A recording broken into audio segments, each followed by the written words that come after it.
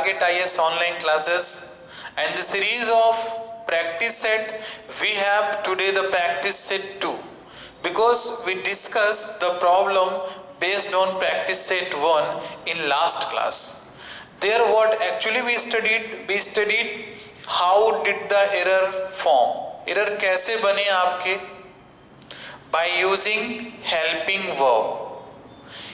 I mean to say कि helping verb का use करके आपके एरर्स कैसे बने. होप सो दैट आपने उसको किया होगा और आपको उसका एक प्रॉपर रिस्पॉन्स और एक पॉजिटिव एनर्जी भी आपके अंदर बिल्डअप हुआ होगा, because the last class was completely based on the helping verb errors. आपकी हेल्पिंग वर्ब के एरर्स पे पूरी बेस्ड थी वहां पे.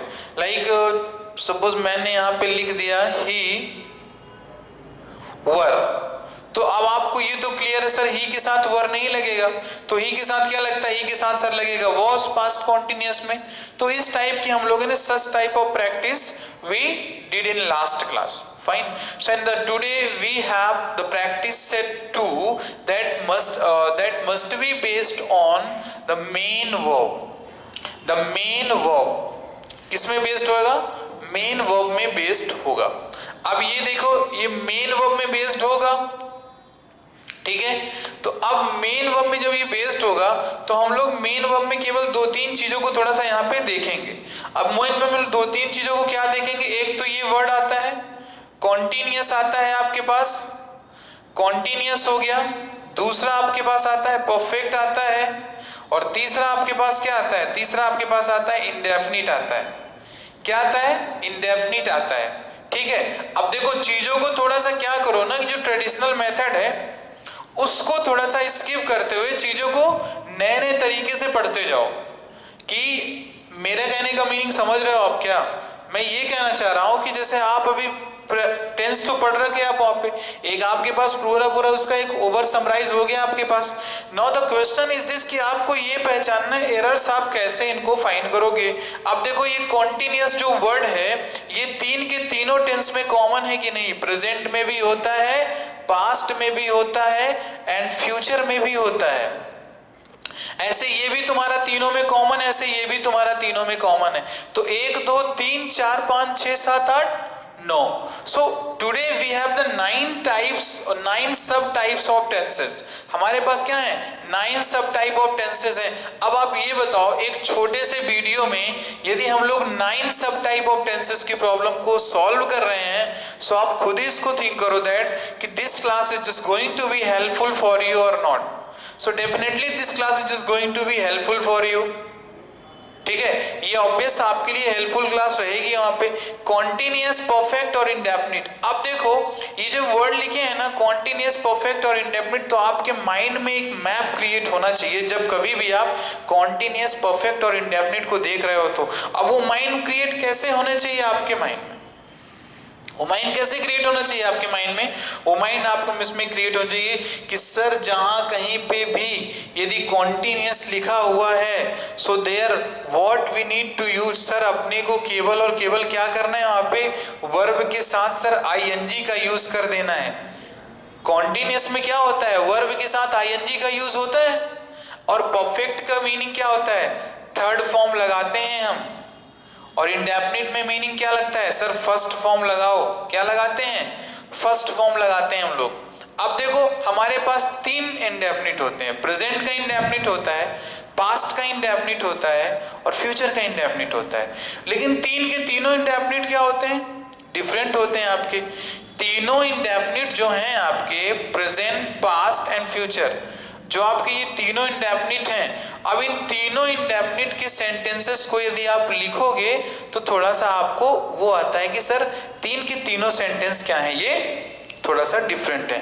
बट कॉन्टिन्यूअस और परफेक्ट की बात यदि आप कर रहे हो, if you are just discussing the problem with the teacher और with your friends of continuous and perfect, तो same thing actually you just get here कि सर कॉन्टिन्यूअस किसी का भी होगा ना, प्रेजेंट का हो या पास्ट का हो या फ्यूचर का हो, सब में क्या लगेगा, सर यही आईएनजी तो लगेगा. बोलो लगेगा कि नहीं लगेगा. अब परफेक्ट किसी का भी होगा, whether this can be of present, past और फ्यूचर, सो ये किसके लिए लगेगा, थर्ड लगेगा कि नहीं लगेगा? थर्ड ही लगेगा। ये डियर प्रेजेंट का भी हो सकता है, पास्ट का भी हो सकता है एंड फ्यूचर का भी हो सकता है। किसी में भी इसको ले जाओ दोस्त, आप इसको किसी में भी ले जाओ, लेकिन आप इसको ध्यान देना कि लगेगी मेन वर्ब की थर्ड फॉर्म ही लगेगी वहां पे। हाँ, मेन वर्ब की थर्ड फॉर्म ही लगनी है। अब मेन वर्ब की थर्ड फॉर्म लगनी है, so this is your duty to find out that sir ये थर्ड फॉर्म है या नहीं है। ये किसकी ड्यूटी होगी? तो आपकी ड्यूटी होगी ना कि थर्ड फॉर्म है कि नहीं है वहां पर। तो very frequently if I just ask to you that कि परफेक्ट और कॉन्टिन्यूअस में आप किस मेन वर्ब का यूज करते हो, तो आपके पास क्या होना चाहिए sir? Orally you need to just express कि सर कॉन्टिन्यूअस में वर्ब प्लस आईएनजी और परफेक्ट में क्या वी प्लस थर्ड, यानी वर्ब के साथ अपने क्या लगाना है? थर्ड फॉर्म लगाना है वहां पर। ठीक है, अब आप ये बताओ कि ये कॉन्टिन्यूअस है, ये परफेक्ट है, इंडेफिनिट, तो तीनों चीजें भी इसको अपन लेते हैं सेपरेट, समझाएंगे, 3 सेंटेंस लिखेंगे और तीनों सेंटेंस में इसको एनालिसिस कर लेंगे। फाइन, जो जैसा होगा उसको आप अभी सबको बता देंगे। ठीक है, अब देखो जो कॉन्टिन्यूअस और परफेक्ट है, अब इसको कैसे आप करोगे? कॉन्टिन्यूअस और परफेक्ट फॉर्म को पहचानना कैसे, कैसे क्या करना है? सपोज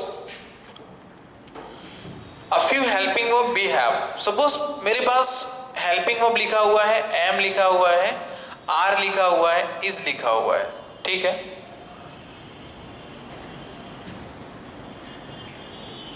तो इसके बाद जो मेन वर्ब आएगा, तो मेन वर्ब किस में आएगा? थर्ड में आएगा या आईएनजी में आएगा? आप बताओ किस में आएगा, आप बताइएगा। और यदि यहां पे लिखा हुआ है हैज, हैव और हैड, तो इसमें भी क्या आएगा? थर्ड आएगा या आईएनजी आएगा? यू जस्ट टेल, क्या आएगा बताइए आप। आइदर दिस और this. Was is am are के साथ वो प्लस आईएनजी आता है कि वी की थर्ड फॉर्म आती है वहां पे, और हैज हैव हैड के साथ क्या आता है? थर्ड फॉर्म आता है या आईएनजी फॉर्म आता है? ऑब्वियस कौन सा आता है? इसमें आएगा थर्ड फॉर्म, इसमें आएगा आईएनजी फॉर्म। तो ये तो हमारा एक बेसिक सा क्या है? सिंटेक्स होता है। तो ये तो हमारे सिंटेक्स हो गए। अब अपन क्या करेंगे? कुछ इनके प्रैक्टिस लेते हैं हम। मेन वर्ब का यूज हम लोग करके भी देख लेते हैं सेंटेंस में, है ना। तो let us be just solve the example. Fine, अभी हम लोग क्या करते हैं? कुछ एग्जांपल्स को सॉल्व करते हैं। एग्जांपल वो करते हैं। सो एग्जांपल नंबर 1 कैसे? अभी सपोज यहां पे मैंने लिख दिया he has wrote a story. चलो भैया देखो, he has wrote a story. Mohan had went to Satna.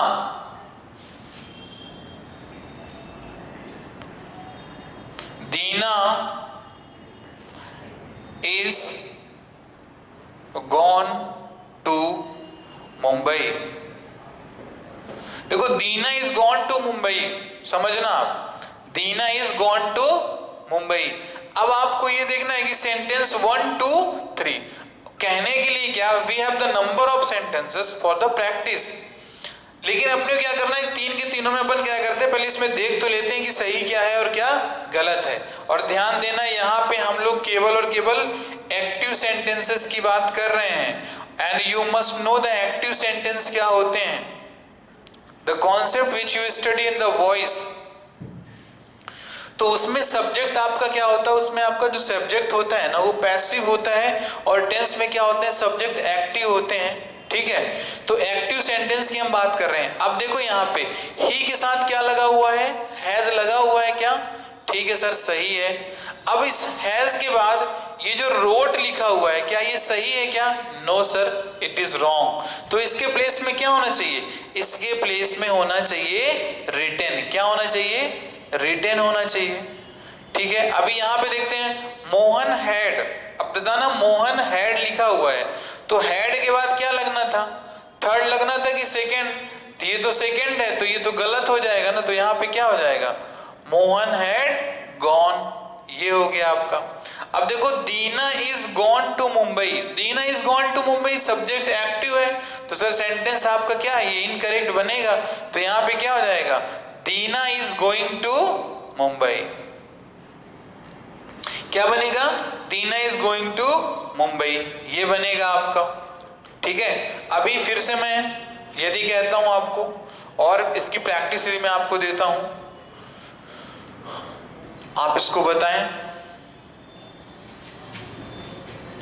ठीक है, लिख रहा हूं आप पे, अभी यहां पे मैंने लिख दिया I shall be gone to Shimla.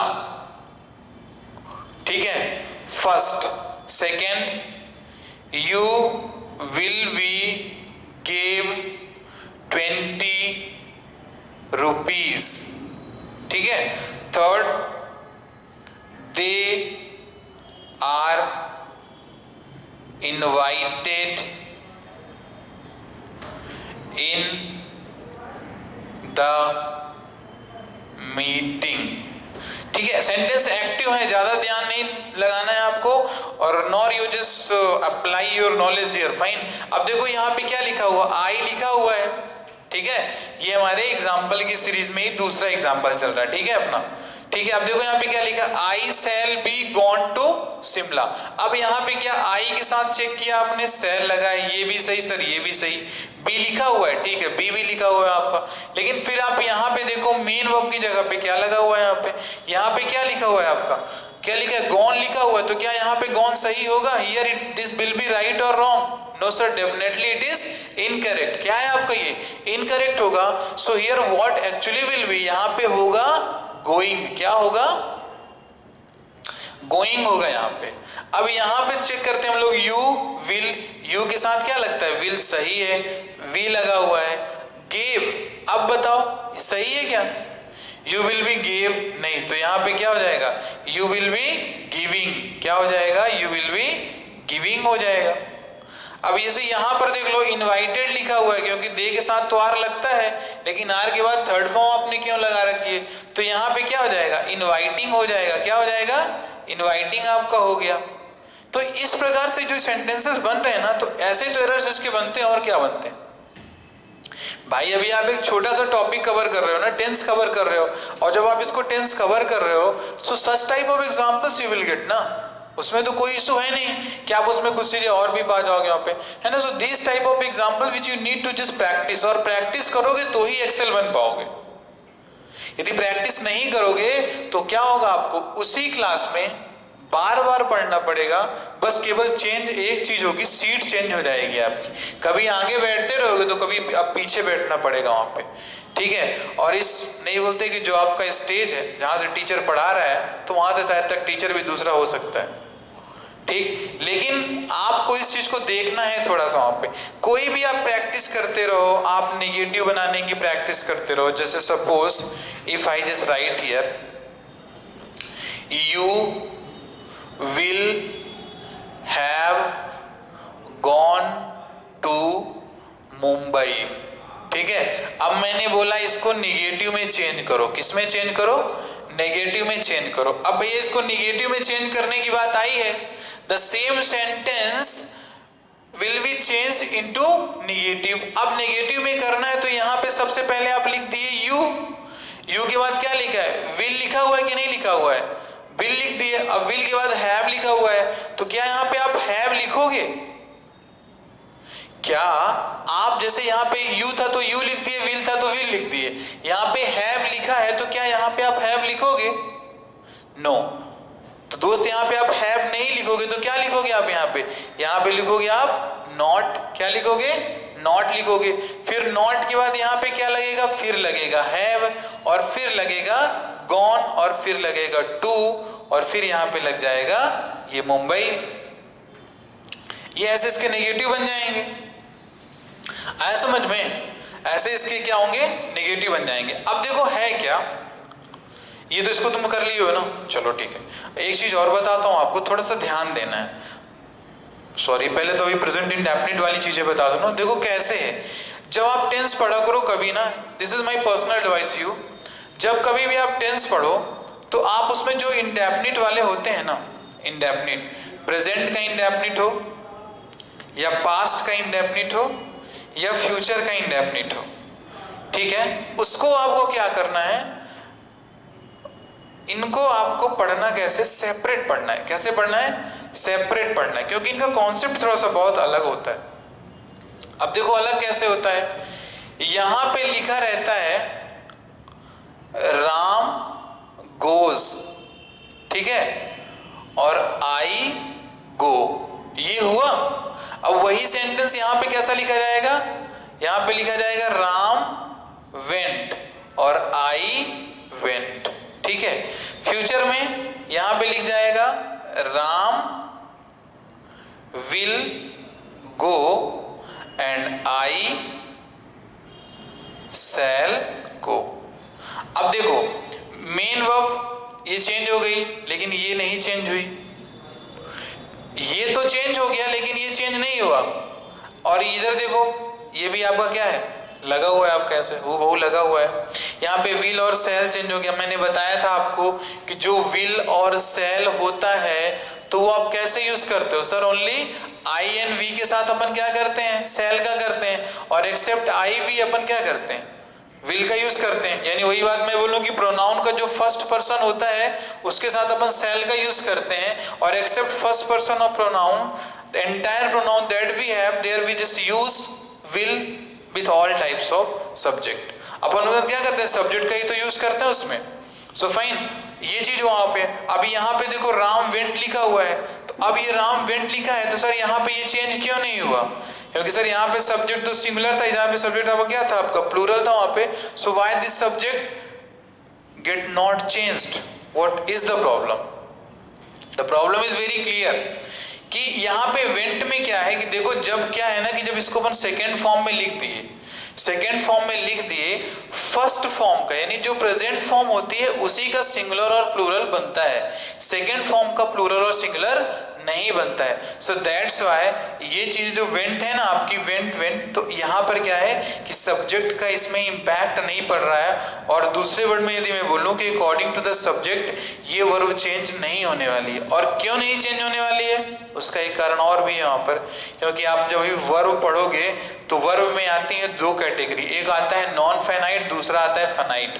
फेनाइट क्या होते हैं आपके, फेनाइट्स वो वर्ब्स होती हैं जो क्या होती हैं सब्जेक्ट के अकॉर्डिंग चेंज हो जाती है, और नॉन फेनाइट्स कैसी होती हैं, which does not change according to the subject. और subject impact does not just apply on the verb। जब कभी भी सब्जेक्ट का जो इम्पैक्ट होता है वर्ब में अप्लाई नहीं करता तो उस प्रकार की वर्ब को हम कहते हैं क्या, नॉन फेनाइट कहते हैं। और जब सब्जेक्ट का इम्पैक्ट क्या वर्ब में अप्लाई होता है तो उससे हम क्या कहते हैं, उससे हम कहते हैं फेनाइट कहते हैं। विल सेल वाला तो आपको क्लियर है, देखो गो यहाँ भी लिखा है, गो यहाँ भी लिखा है, राम के साथ विल और आई के साथ सेल क्यों लगा है, here I just explain will shall why we just actually use will shall in a different types of concept।